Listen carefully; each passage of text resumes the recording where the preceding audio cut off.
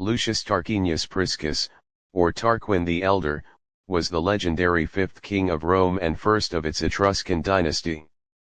He reigned for 38 years. Tarquinius expanded Roman power through military conquest and grand architectural constructions. His wife was the prophetess Tanaquil. Not much is known about the early life of Lucius Tarquinius Priscus. According to Livy, Tarquin came from Etruria. Livy claims that his original Etruscan name was Lucumo, but since Lucumo is the Latinized form of the Etruscan word Latium king, there is reason to believe that his name and title have been confused in the official tradition. After inheriting his father's entire fortune, Lucius attempted to gain a political office. However, he was prohibited from obtaining political office in Tarquinii because of the ethnicity of his father, Demaratus, who came from the Greek city of Corinth. As a result, his wife Tanaquil advised him to relocate to Rome. Legend has it that on his arrival in Rome in a chariot, an eagle took his cap, flew away and then returned it back upon his head. Tanaquil, who was skilled in prophecy, interpreted this as an omen of his future greatness. In Rome, he attained respect through his courtesy. King Ancus Marcius noticed Tarquinius and, by his will, appointed Tarquinius guardian of his own sons. Although Ancus Marcius was the grandson of Numa Pompilius, the second king of Rome, the principle of hereditary monarchy was not yet established at Rome. None of the first three kings had been succeeded by their sons, and each subsequent king had been acclaimed by the people. Upon the death of Marcius, Tarquin addressed the Comitia Curiata and convinced them that he should be elected king over his predecessor's natural sons, who were still only youths, making him the first Roman king to ever actively succeed at lobbying for the throne.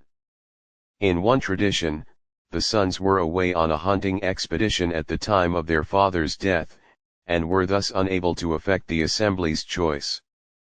According to Livy, Tarquin increased the number of the Senate to 300 by adding 100 men from the leading minor families. Among these was the family of the Octaii, from whom the first emperor, Augustus, was descended. He did so with the hope that those added to the Senate would be grateful for their position and thus loyal to him, strengthening his rule as king. Lucius Tarquinius Priscus is accredited with expanding Rome's borders. He did so through conquest of the surrounding tribes. Those tribes were the Latins, Sabines, and Etruscans. Tarquin's first war was waged against the Latins.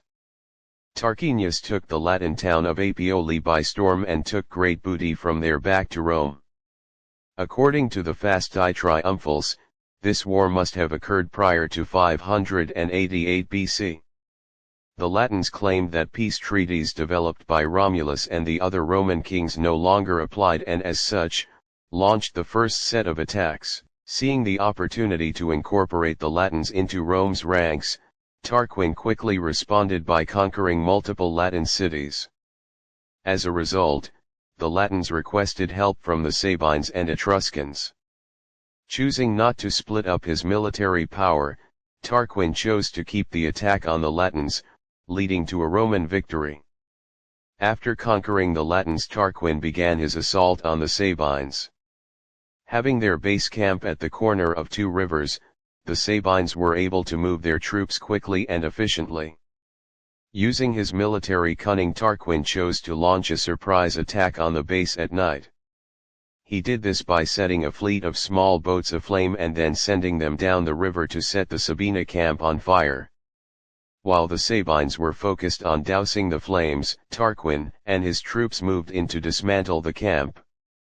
Later, his military ability was then tested by an attack from the Sabines. Tarquin doubled the numbers of equites to help the war effort. The Sabines were defeated after difficult street fighting in the city of Rome. In the peace negotiations that followed, Tarquin received the town of Calatia, and appointed his nephew, Aruns Tarquinius, better known as Egerius, as commander of the garrison there. Tarquin returned to Rome and celebrated a triumph on September 13, 585 BC. Subsequently, the Latin cities of Corniculum, Old Faculia, Camarilla, Crustumerium, Amor Iola, Medalia, and Nomentum were subdued and became Roman. Tarquin also wished to seek peace with the Etruscans, but they refused. Since Tarquin had kept the captured Etruscan auxiliaries prisoners for meddling in the war with the Sabines, the 5 Etruscan cities who had taken part declared war on Rome. 7 other Etruscan cities joined forces with them. The Etruscans soon captured the Roman colony at Fidenae, which thereupon became the focal point of the war. After several bloody battles, Tarquin was once again victorious, and he subjugated the Etruscan cities who had taken part in the war. At the successful conclusion of each of his wars, Rome was enriched by Tarquin's plunder. Tarquin is said to have built the Circus Maximus, the first and largest stadium at Rome, for chariot racing. The Circus Maximus started out as an underwhelming piece of land, but was built into a grand and beautiful stadium.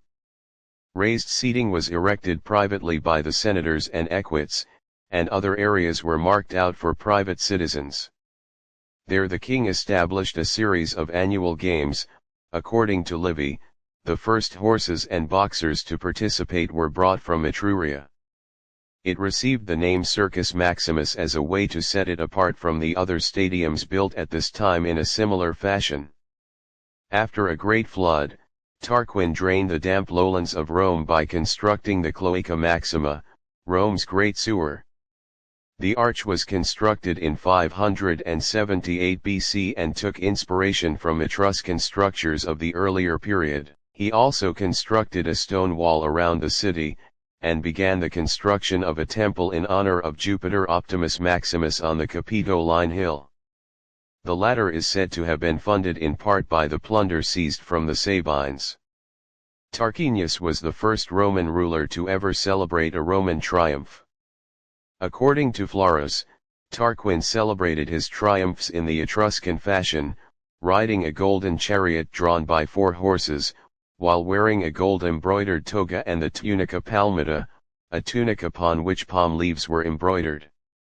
He also introduced other Etruscan insignia of civilian authority and military distinction, the scepter of the king, the trabea, a purple garment that varied in form, but was perhaps most often used as a mantle, the fasces carried by the lictors, the curule chair, the toga praetexta, later worn by various magistrates and officials, the rings worn by senators, the paludamentum, a cloak associated with military command, and the phaelra, a disc of metal worn on a soldier's breastplate during parades, or displayed on the standards of various military units. Strabo reports that Tarquin introduced Etruscan sacrificial and divinatory rites, as well as the tuba, a straight horn used chiefly for military purposes. As a result, most classical Roman symbols for war harken back to his time as king. Tarquin is said to have reigned for 38 years. According to legend, the sons of his predecessor, Ancus Marcius, believed that the throne should have been theirs. They arranged the king's assassination, disguised as a riot, during which Tarquin received a fatal blow to the head by an axe. However, the queen, Tanaquil, gave out that the king was merely wounded, and took advantage of the confusion to establish Servius Tullius as regent. When the death of Tarquin was confirmed, Tullius became king, in place of Tarquin's sons, or those of Ancus Marcius. Tullius, said to have been the son of Servius Tullius, a prince of Corniculum who had fallen in battle against Tarquin, was brought to the palace as a child with his mother, Acarizia. According to legend, Tanaquil discovered his potential for greatness by means of various omens, and therefore preferred him to her own sons. Tullius married Tarquinia, one of the daughters of Priscus, thus providing a vital link between the families. His own daughters were subsequently married to Tarquin's sons or, in some traditions, grandsons, Lucius and Aruns. Most ancient writers regarded Tarquin as the father of Lucius Tarquinius Superbus, the seventh and last king of Rome, but some stated that the younger Tarquin was his grandson. As the younger Tarquin died about 496 BC, more than 80 years after Tarquinius Priscus, the chronology seems to support the latter tradition. An Etruscan legend related by the Emperor Claudius equates Servius Tullius with Max Darna, apparently the Etruscan equivalent of the Latin Magister, a companion of the Etruscan heroes Aulus and Caelius Vibina, who helped free the brothers from captivity, slaying their captors, including a Roman named Gnaeus Tarquinius. This episode is depicted in a fresco at the tomb of the Etruscan Satis family at Vulci, now known as the Francois tomb. This tradition suggests that perhaps the sons of the elder Tarquin attempted to seize power, but were defeated by the regent, Servius Tullius, and his companions. Tullius would then have attempted to end the dynastic struggle by marrying his daughters to the grandsons of Tarquinius Priscus. However, this plan ultimately failed, as Tullius was himself assassinated at the instigation of his son-in-law, who succeeded him.